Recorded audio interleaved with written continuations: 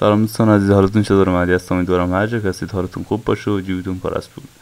خب عشقا، بعد از مدت‌ها برگشتیم با یه اتچمنت خفن اسنایپ برای دوئل و فایتای فایرینگ رنج و مپای دور.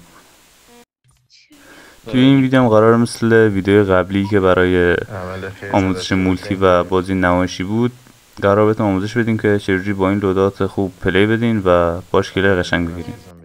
نه تنها تو ویدیو امروز قرار بهتون اتچمنت این اسنایپ رو بدم و بلکه قراره که لوداتی که براش نیازه رو بهتون بگم و بهتون بگم که چه پرکایی نیازه که فعال کنید تا بتونید که با این لودات خوب پلی بدین.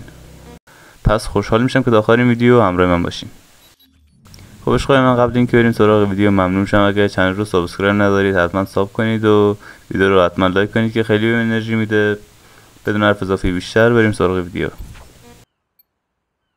خب تا اینجا ویدیو باید فهمیده باشین که اسنایپی که قرار امروز بهتون معرفی کنیم اسنایپ کوشکا هستش که و دلیل انتخاب این اسنایپ هم برای من این بوده که شیوه باز شدن ایمش با اسنایپ‌های دیگه متفاوته و یه سرعت و یه موومنت اسپید خاصی داخل حرکت با این گان و باز شدن ایمش هست.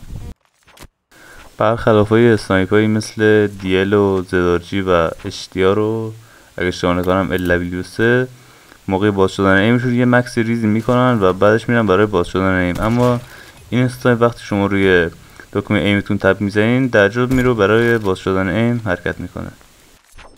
منظورم از این که خیلی سریع ایمش باز میشه رو جلوتر میفهمین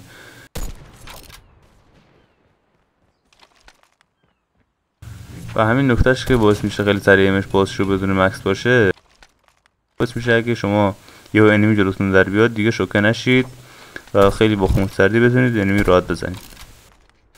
در ضمن زدن شات‌های نمایشی مثل دارک اسکوپ و فلیک شات اینجور حرکت‌ها هم با این اسنایپ خیلی راحته همونطور که دیدین. و یه نکته خیلی جالبی هم که این اتچمنت داره و موقع چیدنش دقت کردم اینه که 10 تا تیر میخوره و اگه شما توی فایت حتی چند تا میس هم بدین به جای بر نمیخوره و وسط فایت تیر کم نمیارین. این تیکر یه بار دیگه با هم دیگه ببینیم. انقدر که سرعت باز شدن ایم این اسنایپ زیاده و حرکت ایمش سرعت و موومنت خوبی داره باعث میشه که شما هیچ وقت واسط فایت کم نیارین و دست پای خودتون رو گم نکنین. و از نظر من تا همینجای ویدیو که مشخصاتش رو گفتم، همین مشخصات ها برای تبدیل شدن این اسنایپ یکی از بهترین اسنایپ های بازی کافیه و دیگه نیازی نیست که توضیح بیشتری راجع به سرعت و قدرت ایم و این چیزاش بگم.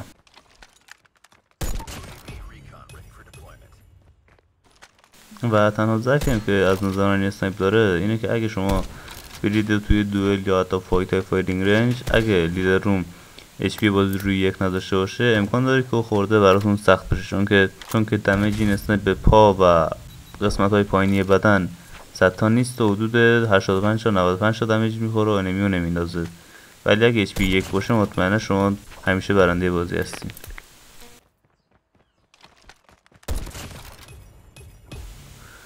و چند تا نکته کلیدی هم بهتون بگم و ویدیو رو تمامش کنیم. اگه میخواین با این اسنایپ خوب بازی کنید نباید که یه ساعت گانتون رو دست بگیرید و راه برید و تیر بزنید. وقتی یه تیری رو میزنید با اسنایپتون بهتره که یه سویچ نایف بدین و از دوباره تیر بعدی بزنید، بذار که موومنت اسپید و موومنت ایم این گان رعایت شه. یه نکته دیگه هم که باید بهتون بگم و از نظر من اینجوری شد خیلی از پلیرها حالا قبول نشه باشن، بهتره که قبل از تیر زدن با این گان اسلایدی بزنین که باعث قشنگ‌تر باز شدن ایمین اسنایپ شه که تیرتون خیلی بهتر به انمی بخوره. منظورم از خوردن تیر به انمی ریجستر شدنش نیست، باعث میشه که ایمین اسنایپ خیلی قشنگتر باز شه و براتون زدن انمی راحت‌تر باشه. یکی از مهمترین بخش‌های هر اسنایپ و هر لودات اسنایپی تنظیم بودن و درست بودن پرکاشه که من الان براتون بهترین پرکا و بهترین لوداتی که برای این اسنایپ لازمه رو براتون میذارم، چون که پرکای مولتی خیلی تاثیر خوبی به روی پلی دادن و موومنت و دقت تیر و این حرفا دارن و تنظیم بودنش میتونه خیلی به شما کمک کنه توی فایتا.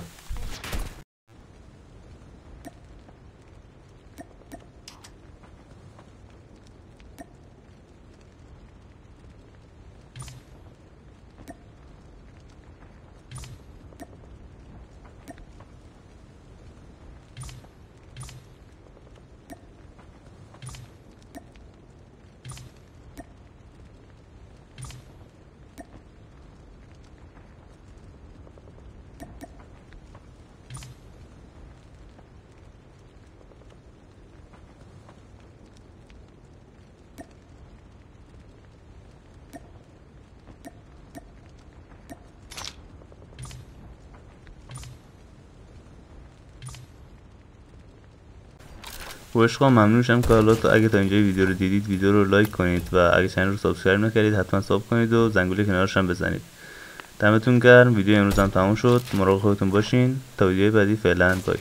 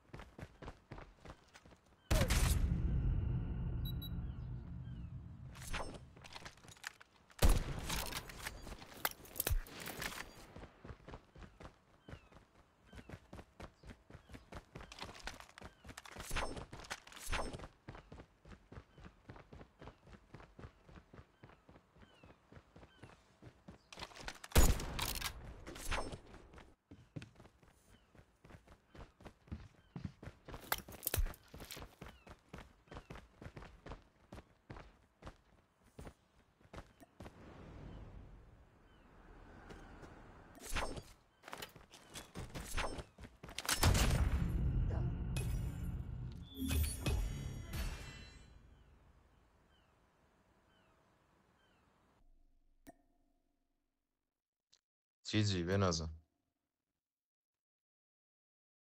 قربان شبتم نم بمونم من کلا موت پلی نمیدم